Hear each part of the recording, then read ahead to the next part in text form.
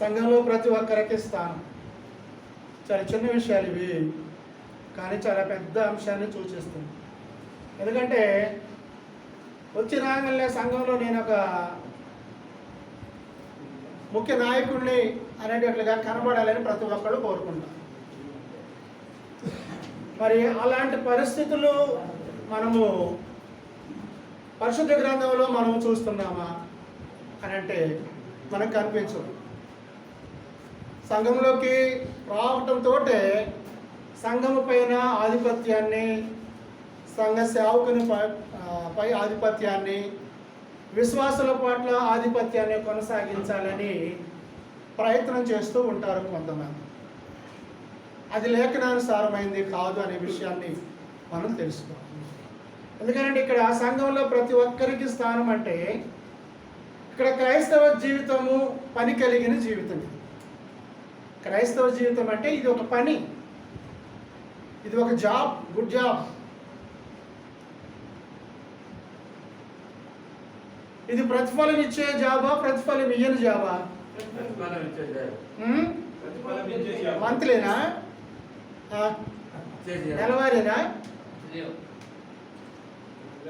నెలవారీ ఇచ్చేదా ప్రతిఫలము, లేకపోతే లైఫ్ లాంగ్ ఇచ్చేదా?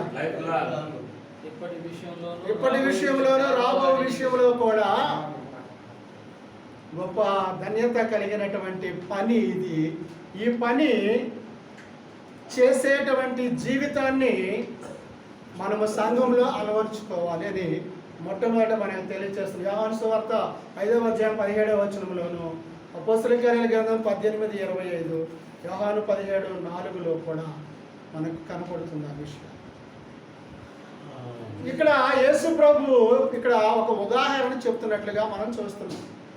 ప్రభువైన యేసుక్రీస్తు వారు ఒక ఉదాహరణ ఇచ్చినాడు.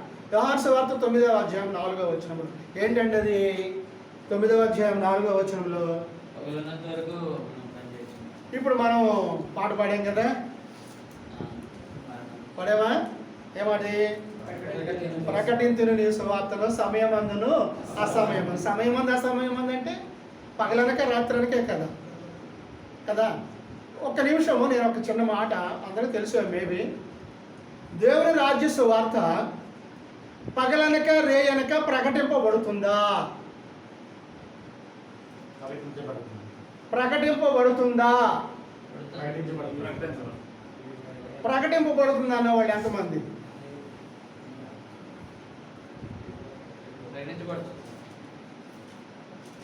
ఓకే, ఎలా చెప్పారు?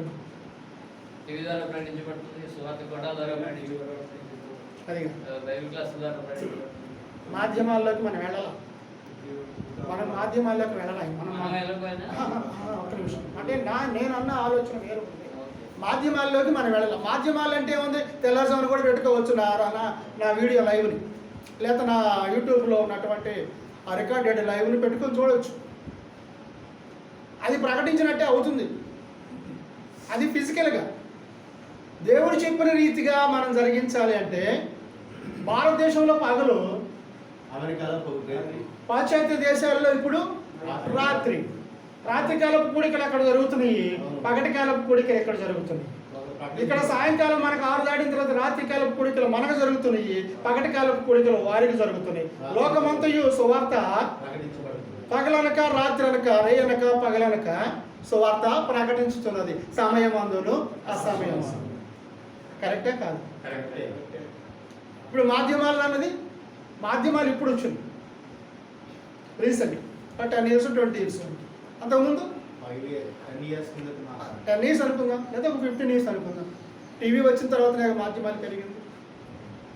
మరి అంతకుముందు అమెరికా దేశంలో రాత్రిపూట వాళ్ళు చెప్పేవాళ్ళు, పగలపూట మనం చెప్పేవాళ్ళు. మీరు పాశ్చాత్య దేశాల్లో రాత్రిపూట వాళ్ళు చెప్పేవాళ్ళు పగలు, మనం పగలైతే వాళ్ళు రాత్రి అని ప్రతి కాలాల్లో కూడా జరుగుతూ ఉంటుంది.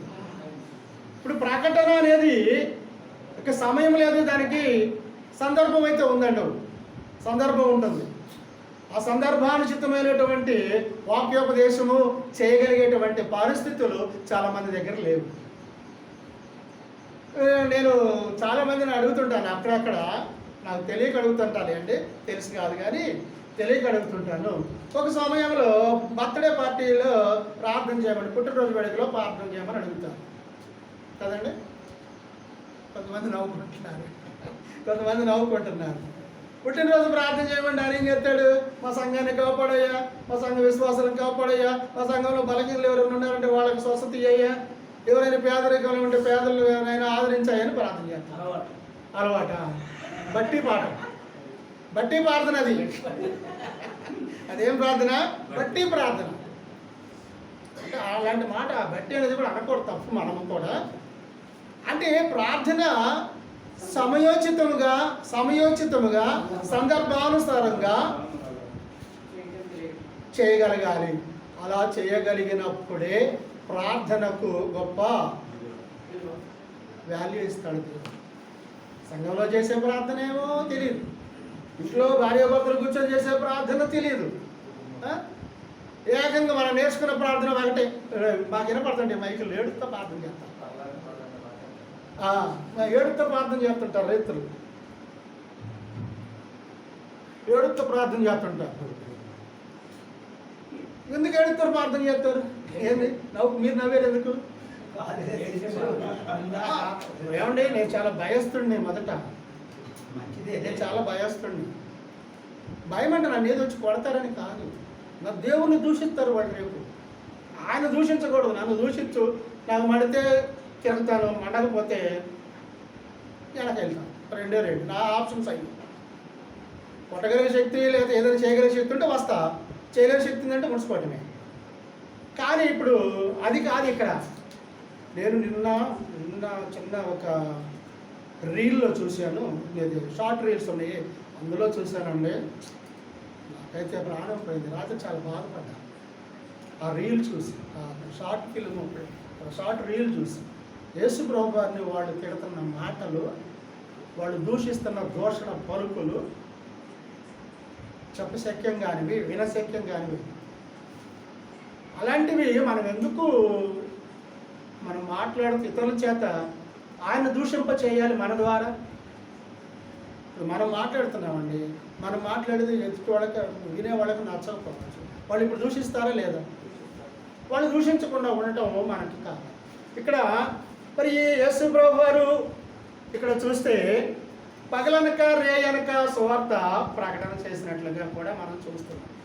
ఆయన రాత్రికాలం సువార్త ప్రకటించాడు, పగటి కాలం ప్రకటించాడు. భూభాగము అంతటిలో ఆయన రాజ్య సువార్త ప్రకటింపబడుతుంది. ఇప్పుడు ఆయన భూభాగం అంతటిలో ప్రకటించాడండి. యేసు ప్రభు వారు భూభాగం అంతటా ప్రకటించారా? లేదు. కానీ ఇప్పుడు ఆయన రాజ్య సువార్త భూభాగం అంతయు,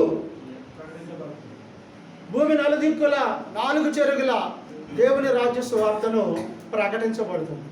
మరి ఇక్కడ ఈ ప్రకటించేటువంటి వాటిల్లో మొట్టమొదటిగా ఎక్కడి నుండి ప్రకటింపబడుతుంది వాక్యము? మొదటిగా ప్రకటింపబడుతున్నది ఎక్కడి నుండి? మొదటగా కాదు, ప్రారంభం కాదు నేను అడిగింది. మొదటగా ప్రారంభం జరుగుతుంది ఎక్కడి నుంచి? సంఘంలో నుండి జరగాలి. అది నాకు సంఘం లేదు, నాకు సంఘం అవసరం లేదు, నేను జోలేశ్వరం పోతాను అంటే కుదరదు.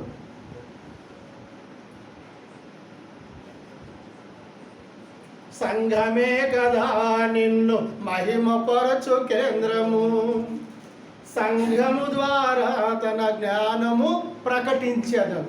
ఎక్కడ ప్రకటించాలి? సంఘము ద్వారా తన జ్ఞానాన్ని ప్రకటించాలి.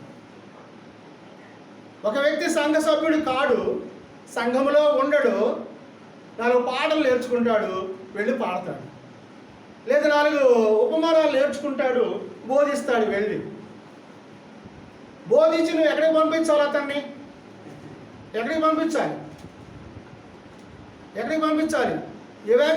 ఎవాంజలిస్ట్ పని ఏంటి? సువార్థికుని పని ఏంటండి?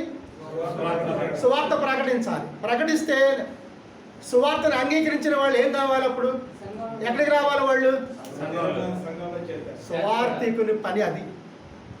ఇప్పుడు నేనేం చేస్తున్నాను? నా పేరు పక్కన చంద్రశేఖర్ మండే సువార్థికుడు, మీకు వచ్చిన స్టేటస్లో కూడా అదే ఉంది కదా, సువార్థికుడు. మరి నేను సువార్థికుడినా బోధకుడినా? నేను బోధకుడే సువార్థికుడిని అండి.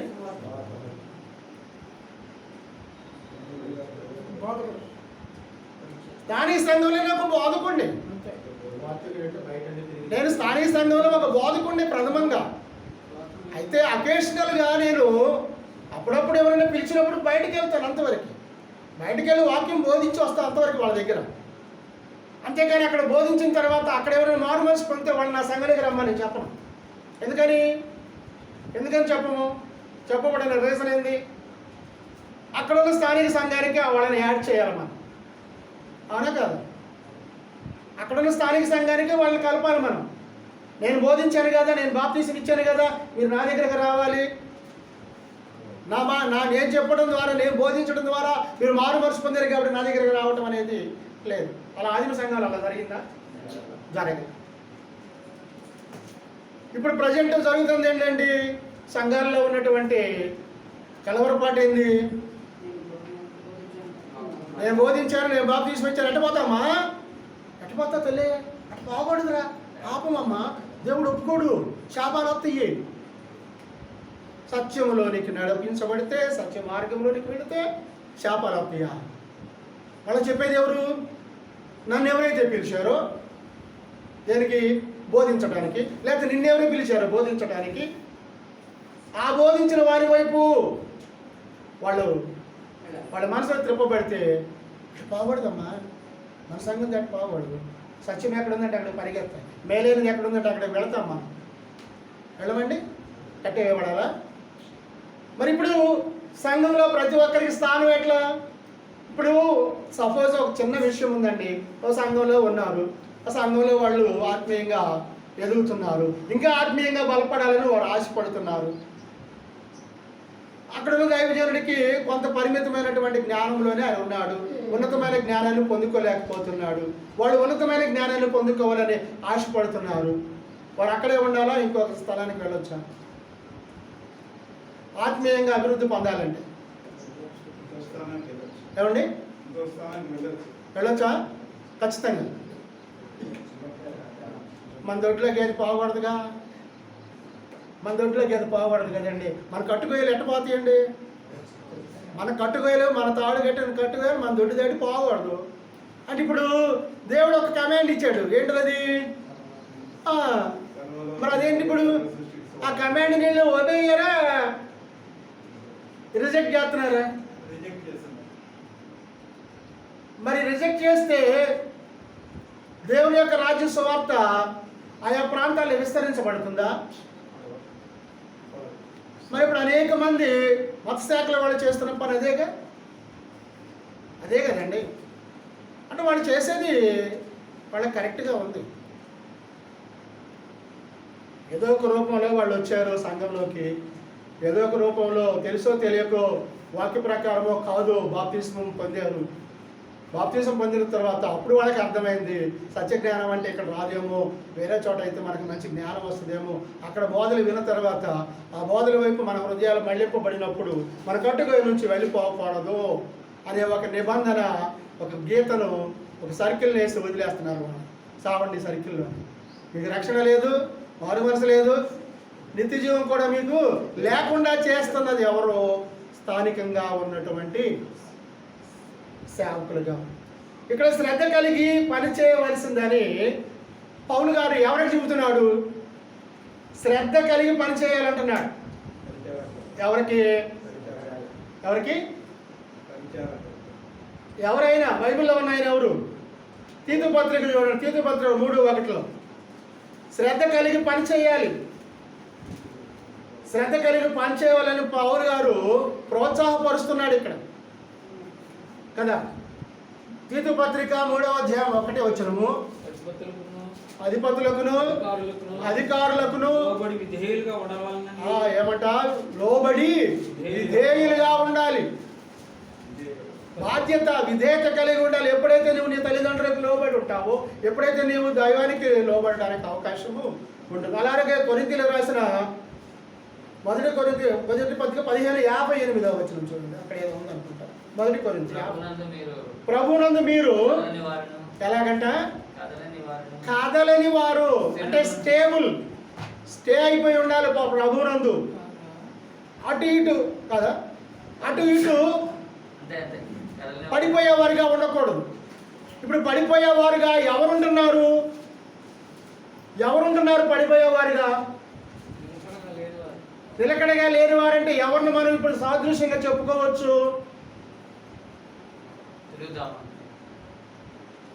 చుట్టూ గీత గీసాము, కట్టుగా బాచాము, తాడు పెట్టి కట్టాము.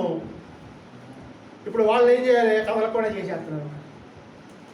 ఇప్పుడు వాళ్ళకి ఇంకా కదిలే మార్గం లేదు. స్థిరమైనటువంటి దాని వైపు వాళ్ళు వెంటల్లా, అస్థిరమైన దాంట్లో వాళ్ళని స్థిరపరుస్తూ వాళ్ళు దేవుని రాజ్యంలోనికి వెళ్ళడానికి అనుకూలత లేని పరిస్థితులను వారు కలిగిస్తున్నట్లుగా చూస్తున్నాం. స్థిరమైన దానిగా వాళ్ళు రానివ్వటం, స్థిరమైనటువంటి వారిగా వారిని ఉండేటువంటి ప్రోత్సాహాన్ని వీళ్ళు ఇవ్వలేకపోతున్నారు సేవకులుగా ఉన్నారు.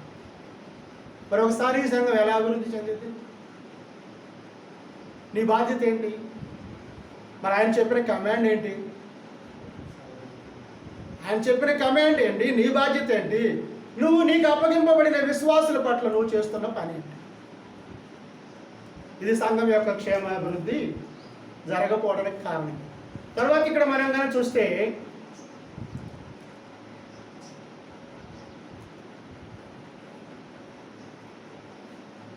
మనఃపూర్వకంగా చేయటం లేదండి చాలామంది. క్రీస్తు సంఘాల్లో కూడా ఇష్టపూర్వకంగా చేసేవాళ్ళు లేరు. మిగిలిన డినామినేషన్ మత శాఖల్లో కూడా ఇష్టపూర్వకంగా చేయరు, లాభాపేక్షతో చేస్తున్నారు. లాభాపేక్ష అనేటువంటిది ప్రతి దానికి అప్లికేబుల్ అవుతుందండి? అవుద్దా? కాదు కదా. వ్యాపారస్తుడే కొన్ని విషయాల్లో ఏమవుతాడు? నష్టపోతాడు. కొంత డబ్బు ఇన్వెస్ట్ చేసి పెట్టుబడి పెట్టి అతను నష్టపోతున్నాడు. మరి ఇక్కడ నువ్వు లాభాపేక్షతో వెళుతున్నప్పుడు నీకు ఇక్కడ పెట్టుబడి ఏం లేదుగా. పెట్టుబడి ఏం లేనప్పుడు నువ్వు నష్టపోతున్నావు అని ఎందుకు అనుకోవాలి? కాబట్టి మనఃపూర్వకంగా చేయకపోవడానికి రీజన్ ఏంటంటే ఒకే ఒకటి, నీకు పరిపూర్ణమైన విశ్వాసము లేదు, నిజమైన మారు మనసు లేదు, నిజమైన రక్షణ లేదు.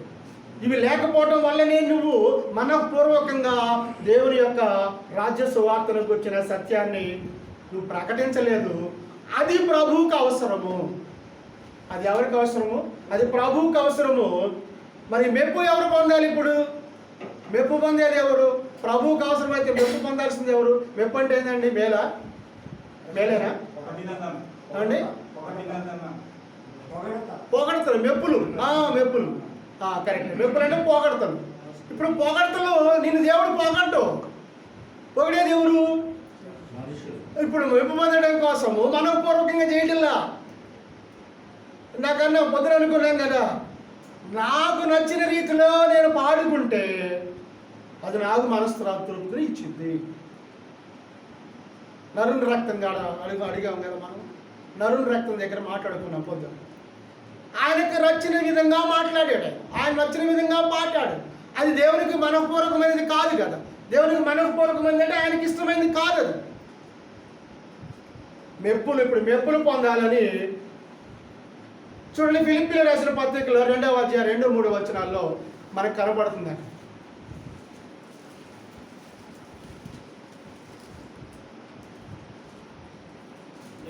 ఫిలిప్పీయులకు రాసిన పత్రిక 2వ అధ్యాయము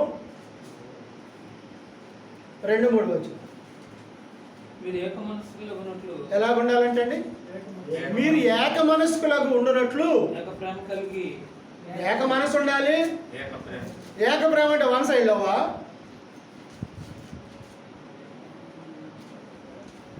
ఒకే విధమైన ప్రేమ, వన్ సైడ్ లవ్ కాదు అది.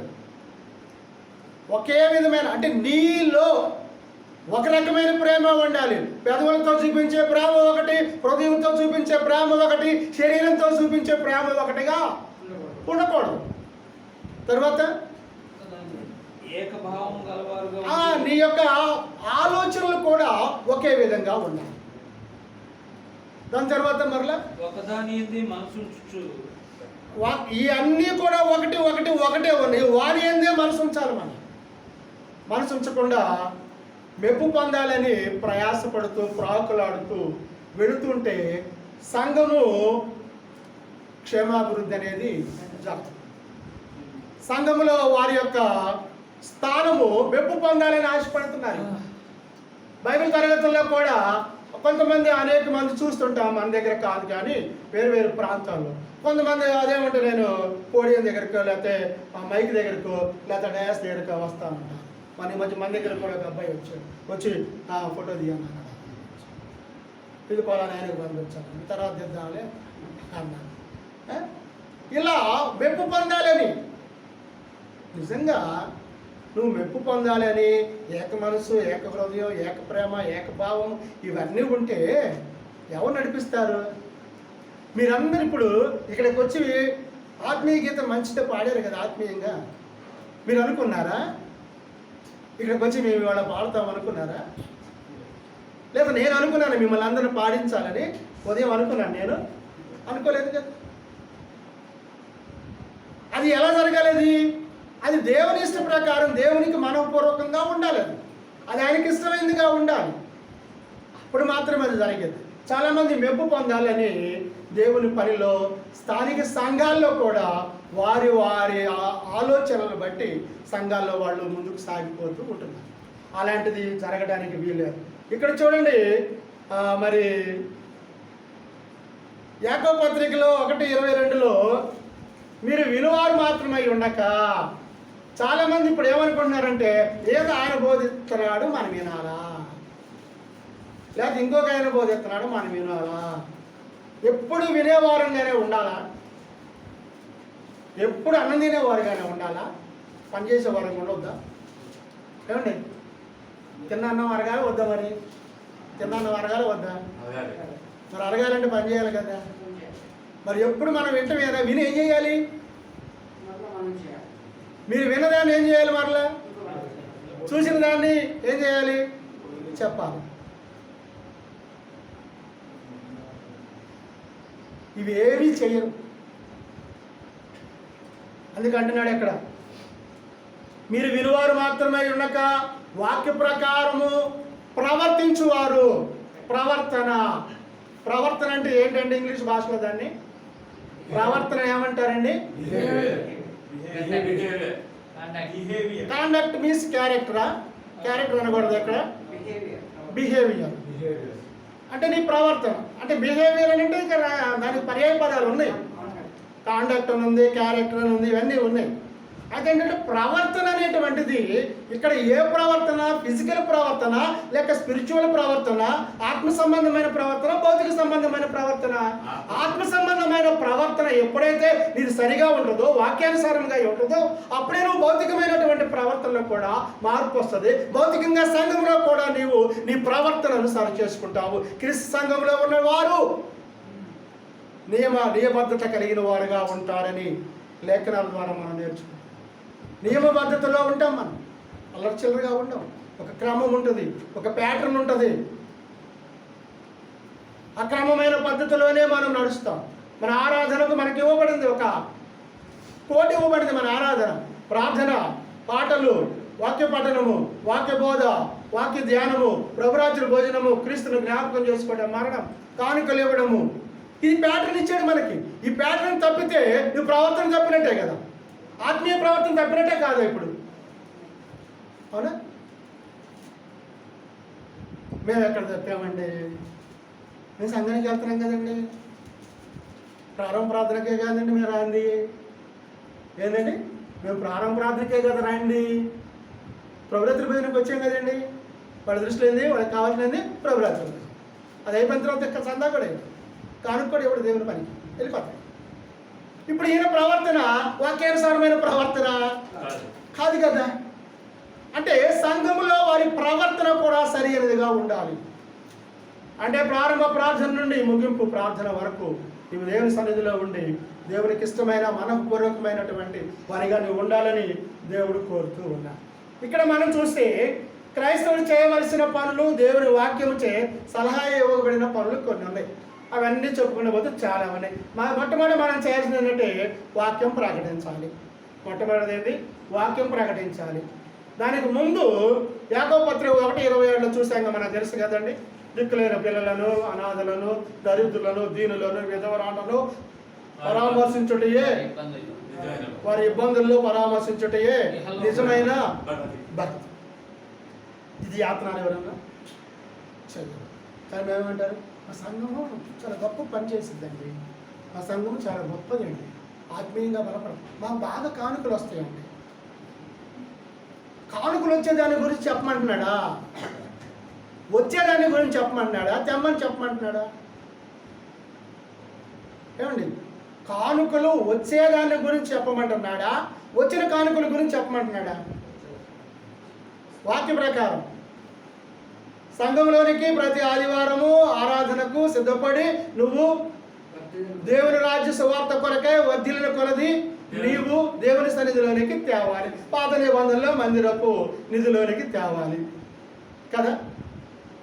ఇది నువ్వు చెప్పవలసింది. ఇది చెప్పకుండా పలానా మాత్రం ఎంత ఇచ్చింది, మరియం ఎంత ఇచ్చింది, యేసోబు ఎంత ఇచ్చాడు, నువ్వెంత ఇచ్చావు, అయిపోయి దిక్కులేని వారిని, విధవరాళ్ళు వాళ్ళ అవసరంలో తీర్చడం, సహాయం చేయడం, ఆకలిగా ఉన్న వారికి ఆహారము, విధవరాండకు సంఘంలో భోజనాలు.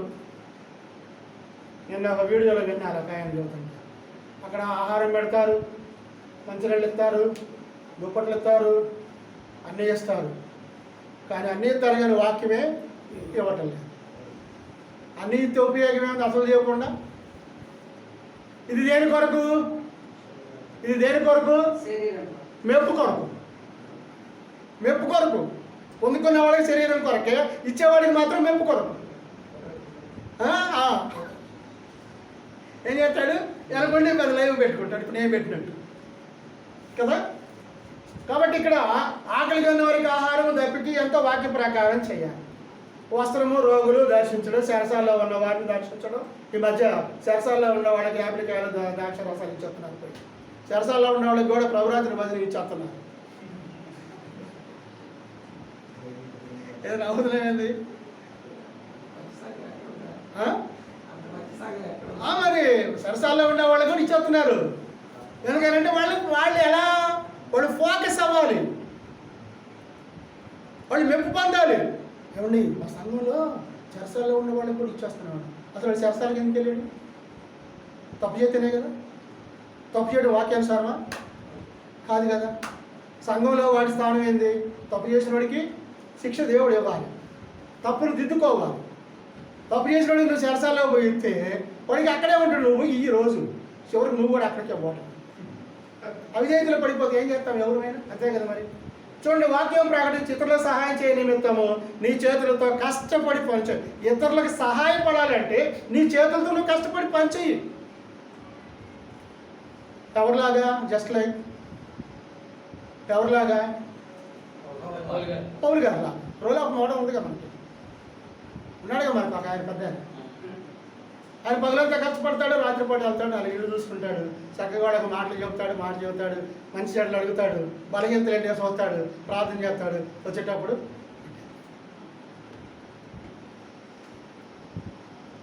ఎక్కడి నుంచి వెళ్ళాడు ఈయన? ఎక్కడి నుంచి వెళ్ళాడు? ఎక్కడి నుంచి వెళ్ళాడు? ఎక్కడి నుంచి వెళ్ళాడు ఈయన? ఎక్కడి నుంచి వెళ్ళాలి? ఎవరు నేర్పారు అది? ఎవరు నేర్పారు? ప్రభు అయిన క్రీస్తు వారు నేర్పారు. దిక్కులేని వారిని, దీనులను, దరిద్రులను, విధవరాలను వీళ్ళని పరామర్శించటమే భక్తి అన్నాడు కదా. ఇది ఎవరిని ఎక్కడ నేర్పాలి? ఇది ఎక్కడ నేర్పబడాలి? ఇది స్థానిక సంఘంలో నేర్పబడుతుంది.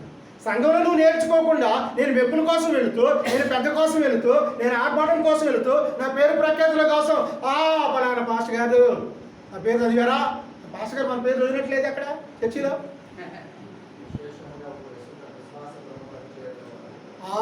ఎవరంట? విశ్వాస గృహమునకు చేరిన వారు చేయవలసిన పనులు ఇవి. ఎవరు పడితే వాళ్ళు చేస్తే అది దేవుని లెక్కలోకి రాదండి, అది ఆయన కౌంట్లోకి రాదు. ఒకడు దొంగతనం చేస్తున్నాడు, దొంగ తీసుకొస్తాడు, బియ్యం 4 క్వింటాలు బియ్యం కొట్టుకొస్తాడు, రైస్ మిల్లో దొంగతనంగా వెనక గోడెస్ తీసుకొస్తాడు, అన్నదానం చేస్తాడు. అది దేవునికి ఇష్టమా? ఏం చేయమన్నాడు ఇక్కడ? నువ్వేం చేయాలి? కష్టపడి పని చేసి నువ్వు దేవునికి ఇవ్వు. అలా కాకుండా దొంగతనం చేస్తాడు, అందులో దశం భాగం తీసుకొచ్చి చెప్తాడు. దొంగతనం చేస్తాడు, దశం భాగం చేస్తాడు. ఇంకొక విషయం ఉంది, అది చెప్తే నొచ్చుకుంటారు కానీ ఇక్కడ వినపడుతుంది, దీంట్లో తప్పది. వాళ్ళు ఆ వృత్తి చేసి ఆ వృత్తిలో నుంచి వచ్చి తీసుకొచ్చి పొద్దున్నే దశం భాగం వేస్తున్నారు చర్చిల్లో.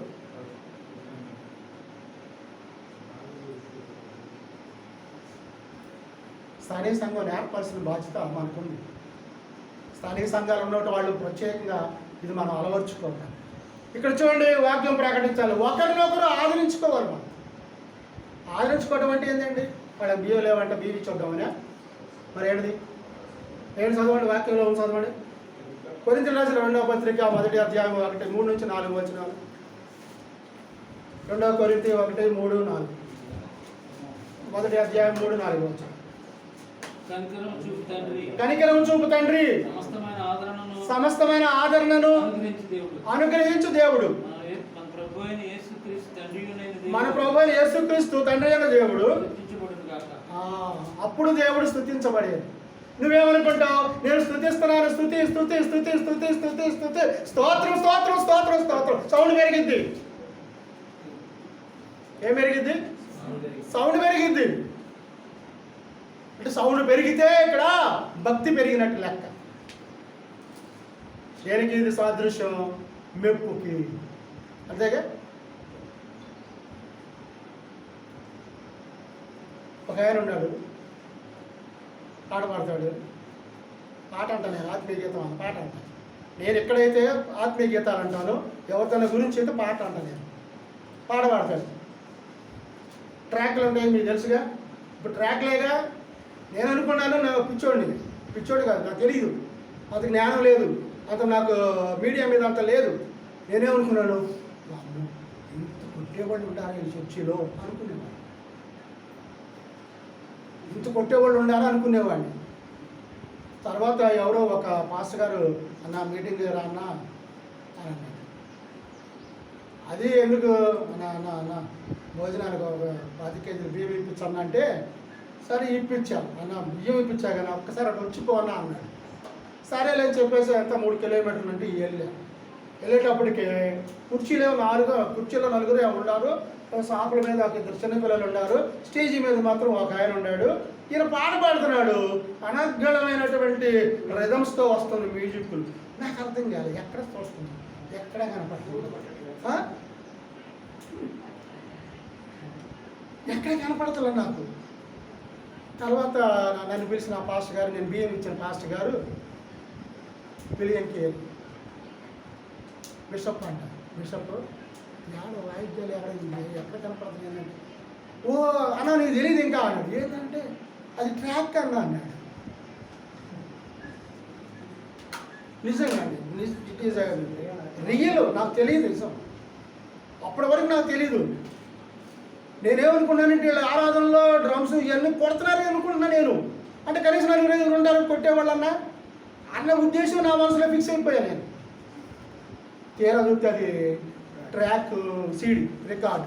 ఆ రికార్డు పెట్టుకుంటాడు, ఇంక ఒకటే దొరు ఇది ఇది ఇది నేను ఏదన్నా పడుకు ఇది ఇది. ఇప్పుడు అక్కడ ఒక ఆయన పాట పాడతాడు, ఇక్కడ పాట పాడతాడు. ఆ పాటలో ఒక పాట ఎత్తుకుంటాడు, ఇంకొక పాట మధ్యలో తీసుకొస్తాడు, ఇంకో పాట చివరిలో తెచ్చుకొస్తాడు. చివరిలో రక్తము రక్తము ఏసు రక్తము అంటాడు. ఎక్కడ మొదలుపెట్టాడో మేము రాత్రిపడి కూర్చొని వింటుంటాం, మాకేం పని పాటలేదుగా, కూర్చొని వింటుంటాం. ఏమయ్యాడు అంటే వదిలే వాళ్ళ గురించి మనకి ఎందుకు అంటుంటారు. సంఘం చేసే పని వెలుపులో ఉన్న వాళ్ళందరూ చూస్తున్నారా లేదండి? చూస్తున్నారా లేదా? ఆ ట్రాక్లో ఆ మ్యూజిక్ ఎండ్ అయ్యేదాకా ఇతను ఆహు అంటానే ఉంటాడు. ఇది కూడా అవసరమా అని కొంతమంది విశ్వాసులు నన్ను అడిగారు. నాకు తెలియదు అమ్మా సరే. ఇట్లా ఇప్పుడు తప్పు చేసిన సహోదరులను మళ్ళించాలి. ఇది ఎవరి బాధ్యత అండి? తప్పు ఆత్మ సంబంధమైన బిడ్డలు అనగా సంఘంలో చేర్చబడిన వారు, పరిశుద్ధులుగా పిలువబడిన వారు. వారికి ఒక పేరు పెట్టారుగా సంఘంలో పరిశుద్ధులని. క్రైస్తవులకు పేరు ఒకటి ఉందిగా పరిశుద్ధులని.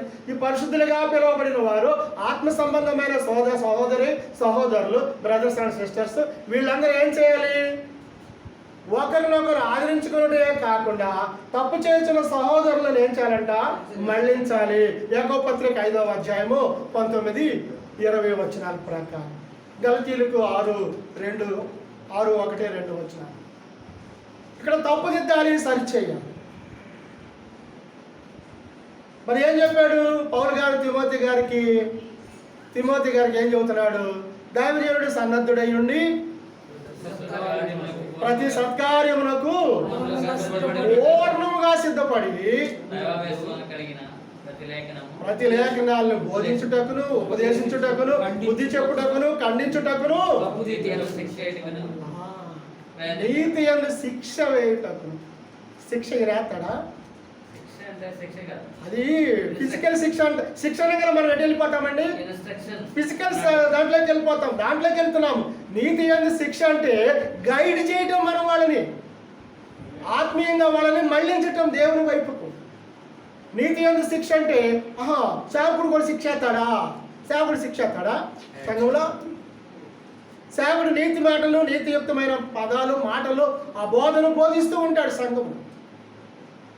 మరి సంఘంలో నీ స్థానం ఏంటంటే ఇప్పుడు ఏం చెబుతావు నువ్వు? ఎవరు ఏం చెప్పగలుగుతాము? అక్కడే చూస్తే మరలా మనకి విత్తము అభివృద్ధి కలిగించు. అది ఎక్కడ మనకి కొరింథీ మొదటి పత్రిక 3:6 మనకు చూస్తాం. అలాగే ఇక్కడ ఉపాధ్యాయులు తర్ఫీదు ఇమ్ము.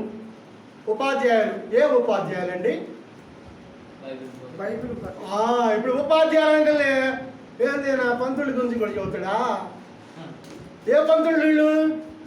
Spiritual teachers, Bible education teachers.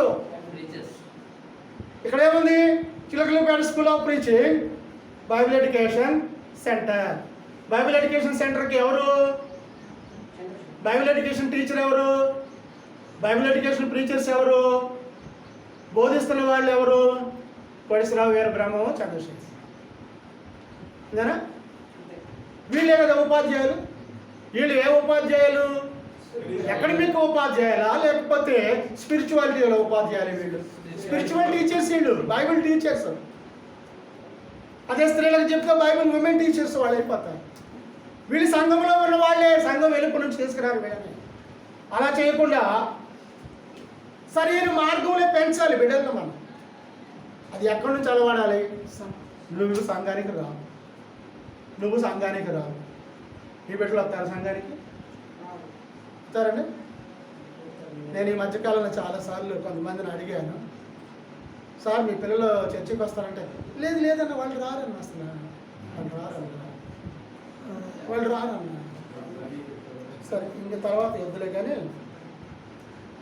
ఇక్కడ చూడండి, అపొస్తలుల గ్రంథం 6వ అధ్యాయం 1-6 వచనాలు చూస్తే ఇతరుల శరీర అవసరతల యందు జాగ్రత్త తీసుకోమంటున్నాడు. ఇతరుల యొక్క శరీర అవసరతలు ఏంటంటే ఫస్ట్ వన్ ఏంటిదండి? శరీర అవసరతలు. శరీరానికి కావాల్సింది ఏంటి? ఆహారం. ఇతరుల యొక్క శరీర అవసరతల కొరకంటే ఏం చేయాలి? పేదలకు ఆహారం పంచిపెట్టమన్నాడు కదా. సంఘంలో ఉన్న వాళ్ళు ఎవరైనా పస్తులు కొనుక్కుంటే నీకు నిద్ర పట్టింది? సేవకుడికి నీకు నిద్ర పట్టిందండి? బ్రహ్మాండంగా నిద్ర పట్టిద్దా?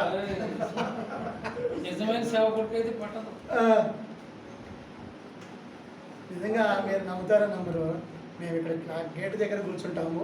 ఆ గుమ్మం ఒకళ్ళు, ఈ గుమ్మం ఒకళ్ళు కూర్చుంటాం. వాచ్మెన్ లాగా మేము day time, night up to 9 దాకా ఉంటాము. డే 8 నుంచి బయట కూర్చుంటాం. వాచ్మెన్లు అంటారు మమ్మల్ని ప్రాంతం అంతా. పాస్టర్ గారు వాచ్మెన్లు అంటారు. ఈ రోడ్డు మొత్తం చూస్తూ ఉంటాం. వాళ్ళ పరిస్థితులు చూస్తుంటాం. ఒక్కొక్కటి పరిస్థితి. భోజనం వండుకున్న దాంట్లో తినడానికి ఉండదు. ఇంకో చోటకి వెళ్ళి దాన్ని అడిగి తెచ్చుకోవడానికి మళ్ళీ వాళ్ళకి ఏం అడ్డం వస్తుంది? ఆత్మాభిమానం అడ్డం వస్తుంది. సేవకుడిగా మనం పిలిచామనుకో వాళ్ళు చల్లబోతారు, ఎందుకంటే మనం అక్కడికి వెళ్ళలేదు కదా అని. ఇలాంటి ఎంతమందిని మనం చూస్తున్నాం. మరి ఇప్పుడు మనం చేయాల్సిన పని ఏంది? వాళ్ళకి ఆహారం అందించలేము. మనం ఏం చేయాలి? స్థానిక సంఘంలో మనం చేయాల్సిన పని ఏంది? ఆహారం లేని బిడ్డలను ఆదరించే వారికి సహాయం చేయండి. ప్రార్థన ఫలించదా? వాళ్ళు మన దగ్గర రావడానికి వాళ్ళ ఆత్మాభిమానం అడ్డవుతుంది. కానీ మనం ఏం చేయాలి? వారి కొరకు ప్రార్థించేవారిగా ఉండాలి. అలా ఎంతమంది ప్రార్థన చేస్తున్నారు? మా కడుపు నిండిందా లేదా? చూడండి, సువార్త పని జ్ఞానాభివృద్ధి దయాళుత్వము కలిగి ఉండాలి. సువార్త పని ఉండాలి, దాని తర్వాత ఏముండాలి? జ్ఞానాభివృద్ధి ఉండాలి. లోక జ్ఞానం కదండి, కాదా? ఏ జ్ఞానం? వాక్య జ్ఞానం. సువార్త పని చేయాలి, దేవుని వాక్య జ్ఞానం కలిగి ఉండాలి, దయాళుత్వం ఉండాలి. ఈ దయాళుత్వం అనేటువంటిది ఎవరికి బ్రాండ్ అంబాసిడర్గా ఉంది? ఈ దయాళుత్వం అనేది ఎవరికి బ్రాండ్ అంబాసిడర్గా ఉంది? ఆ ట్యాగ్, ప్రభు దయాళుడని మీరు రుచి చూచి ఉన్న ఎడలా మీరేం పొందుతారు? సమస్తాన్ని కూడా పొందుతారు. కాబట్టి ఈ దయాళుత్వమును మనం కలిగి ఉండాలి. ఎఫ్సి పత్రిక 4:11-12 ఇంకా లూకాసు వార్తలో కూడా మనం చూస్తే ఇక్కడ హెబ్రీల పత్రిక 10లో కూడా మనకు అదే కనపడుతుంది. ఇంకా మనం చూస్తే దేవుని ప్రతి బిడ్డ ఆత్మని సంపాదించువానిగా ఉండాలి. ఇది అసలు విషయం. సంఘంలో ఉన్నవాడు నా అనుభవంలో 2 మాటలు చెబుతాను, ఏమనుకోకండి. మీకు మమ్మల్ని ఎందుకు ఇంత హింసిస్తున్నాడు అని అనుకుంటున్నారు ఏమన్నా? నా అనుభవంలో 2 మాటలు ఉన్నాయి. మాకు ఒక విశ్వాసి సంఘంలోకి వచ్చింది. సంఘంలోకి ఆవరాల మొదట వాళ్ళ పిల్లలు వచ్చారు. మేమేంటంటే మా ట్రాక్ వేరుగా ఉంటుంది. మేము పిల్లల మీద కాన్సన్ట్రేషన్ చేస్తాం ముందు. మేము పిల్లల మీద చేసేసి తర్వాత తల్లిదండ్రులు వాళ్ళు వేస్తాం. మేము పిల్లలు మిలిసి సండే స్కూల్ అని పెట్టి వాళ్ళకి ఏమిటి ఇస్తే వాళ్ళు బాక్సులు ఇస్తే మనకొద్దామా, మనం చూసుకోకూడదమ్మా, బాక్సులు పంపించాం ముందు. సరేలేమ్మా, అందరితో పాటు ఇచ్చామమ్మా, మేము కూడా మిమ్మల్ని బలవంతం పెట్టరమ్మనే ఉద్దేశం కాదమ్మా, మేము ఇచ్చాము. సరే, మళ్ళీ రెండోసారి మళ్ళీ వచ్చారు పిలిస్తే. మళ్ళీ వచ్చినప్పుడు మళ్ళీ ఏం చేసాము? ఆ బాక్స్ కానీ ఇంకొంచెం బెటర్ అయిన బాక్స్ ఇచ్చాం. బెటర్ అయినటువంటి గిఫ్ట్ ఇచ్చాం. ఇంట్లో పెట్టుకున్నాం. ఇక స్టార్ట్ అయింది. ఇప్పటి నుంచి ఏం స్టార్ట్ అయింది? ఆ అమ్మాయి మంచి జ్ఞానం కలిగింది. చిన్నబిడ్డే ఇంగ్లీష్ మీడియం చదువుతుంది. అప్పుడు 6th క్లాస్ ఏం చదువుతుంది ఇంగ్లీష్ మీడియం. మంచి జ్ఞానం ఉంది, ఆసక్తి ఉంది దేవుని వాక్యం అంటే. ఆ అమ్మాయి వాక్యం వింటుంది. వచ్చి మన చర్చిలోకి వచ్చి వాక్యం విని వాళ్ళ తాతయ్య గారు పాస్టర్ అంట. వాళ్ళ తాత పాస్టర్ అంట. ఆయన ఏదో పెంచుకొస్తే ఏదో సంథింగ్ ఏదో పాస్టర్. తాతయ్య మీ చర్చిలో వాయిద్యాలు కొడతారు, మా చర్చిలో వాయిద్యాలు కొట్టరు ఎందుకు అని అడిగారు. ఆ సంగతి మీ పాస్టర్ గారిని అడిగాను ఆయన. అంతేగా మరి, ఆ సంగతి మీ పాస్టర్ గారిని అడిగాను. మా పాస్టర్ గారిని అడుగుతాను, అసలు నువ్వెందుకు కొడుతున్నావు అని అడిగిందంట. అంటే ఆ అమ్మాయి ఇక్కడ ఎందుకుగా వాయిద్యాలు ఎందుకు కొట్టకూడదు అనేది ఇక్కడ అర్థమైపోయింది. వాయిద్యాలు ఎవరు కొట్టమన్నారు, ఎప్పుడు కొట్టమన్నారు, ఎందుకు కొట్టారు, ఎందుకు ఇప్పుడు కొత్త నిబంధన ప్రకారం కొట్టకూడదు, ఆత్మతోనే మనం ఏదైనా కానీ చేయాలి ఇక్కడ చెప్పారు కదా, మరి మీరు ఎందుకు చేస్తున్నారు అడిగితే ఆయన ఏదో సమాధానం చెప్పాలి. దావీదు కొట్టడేమో మనం కొట్టకూడదు. అది కాదంట, మా పాస్టర్ గారు బైబిల్లో చూపించి చెప్పారు, కొత్త నిబంధన ప్రకారము వాయిద్యాలు బైబిల్లో లేవని చెబుతుందంట. పాత నిబంధన ప్రకారం మనం జీవించడం లేదు, క్రొత్త నిబంధన ప్రకారం మనం జీవిస్తున్నాము అని చెప్తే ఆ తల్లిదండ్రులు వీళ్ళ మాటలను విని వాడు నెక్స్ట్ సండే చర్చికి వచ్చారు. వాళ్ళ నానైతే పాస్టర్లు ఏకి 47తో కాల్చేటువంటి వాడు. అంత హేతువాది. అవనిగడ్డలో ఏందా ఆగిపోయిందా? అయిపోయి తీసి తర్వాత జనమందరూ అన్న శేఖర్ అన్న